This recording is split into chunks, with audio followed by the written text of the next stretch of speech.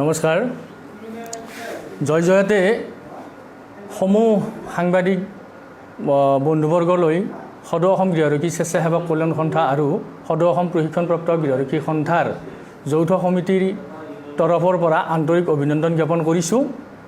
আপোনালোকৰ সংবাদ মাধ্যমৰ জৰিয়তে আমি অসমৰ সমূহ প্ৰশিক্ষণপ্ৰাপ্ত গৃহৰক্ষী স্বেচ্ছাসেৱক সেৱিকাসকলক আমি আহ্বান জনাইছোঁ যে আমাৰ নিজৰ প্ৰাপ্য অধিকাৰৰ বাবে অহা ২৭ তাৰিখৰ পৰা ৩০ তাৰিখলৈ 4 দিনীয়া আমি অৱস্থান ধৰ্মঘট গুৱাহাটী চচলত ৰূপায়ণ কৰাৰ কাৰণে প্ৰয়াস কৰিছোঁ। আশা ৰাখিছোঁ আমাৰ নিজৰ ন্যায্য প্ৰাপ্তিৰ বাবে আপোনালোকে স্বতঃস্ফূৰ্তভাৱে ওলাই আহি উক্ত গণতান্ত্ৰিক কাৰ্যসূচীত আপোনালোকে অংশগ্ৰহণ কৰক আৰু সেই অংশগ্ৰহণেৰে আমাৰ যি নিজৰ সমস্যা আছে সেই সমস্যাসমূহ দৃষ্টিগোচৰ কৰাৰ বাবে অসম চৰকাৰ তথা বিভাগীয় কৰ্তৃপক্ষক আমি প্ৰদৰ্শন কৰিব লাগে।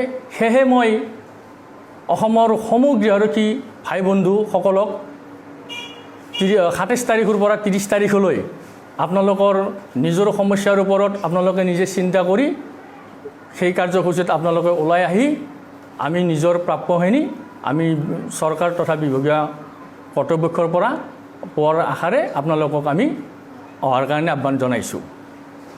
নমস্কাৰ।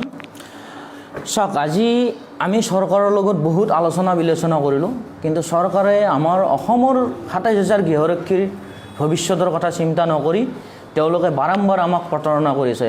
এই প্ৰতাৰণা কৰাৰ কাৰণে আমি অহা ২৭, ২৮, ২৯, ৩০ তাৰিখে আমি অৱস্থান ধৰ্মঘট চচলত ল'বলৈ বাধ্য হৈছোঁ।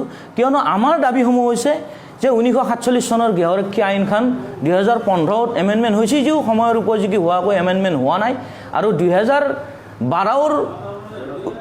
আৰু ২০১৩ উচ্চ ন্যায়ালয়ৰ গোচৰ মৰ্মে চাকৰি নিয়মীয়া কৰাৰ যিটো সিদ্ধান্ত বা ৰায়দান দিছিল, সেই ৰায়দান অসম চৰকাৰে মানি লোৱা নাই।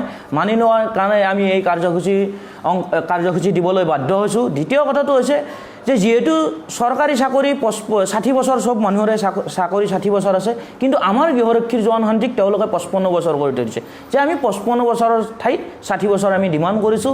আৰু ৩ নম্বৰটো হৈছে যে ডেভেলপমেণ্ট ছফ্টৱেৰ ছিষ্টেম এটা আমাৰ মাজত তেওঁলোকে বিভাৰ্জন কৰিছে, যে ছফ্টৱেৰ ছিষ্টেমত ডেভেলপমেণ্ট দিয়ে, যে এই ছফ্টৱেৰ ছিষ্টেমটো আমি তেওঁলোকক অতি সোনকালে বন্ধ কৰাৰ কাৰণে আহ্বান কৰিছোঁ। কিয়নো যিহেতু আমাৰ গৃহৰক্ষীৰ জোৱান ২৬,০০০ গৃহৰক্ষীৰ জোৱান আছে, আমাৰ পোষ্ট আছে ১৬,০০০, ৮,০০০ ল'ৰা ঘৰত বহি থাকিব লগা আছে।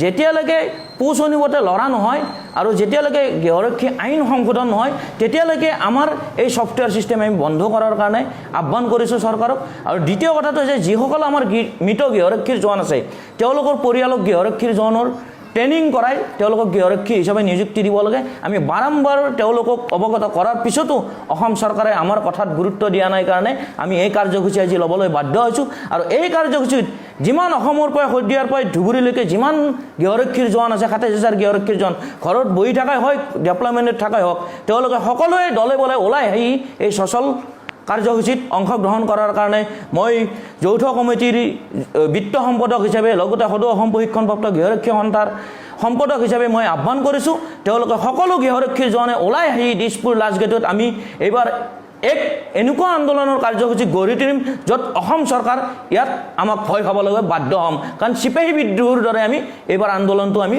গঢ়ি তুলিবলৈ সক্ষম হ'ম।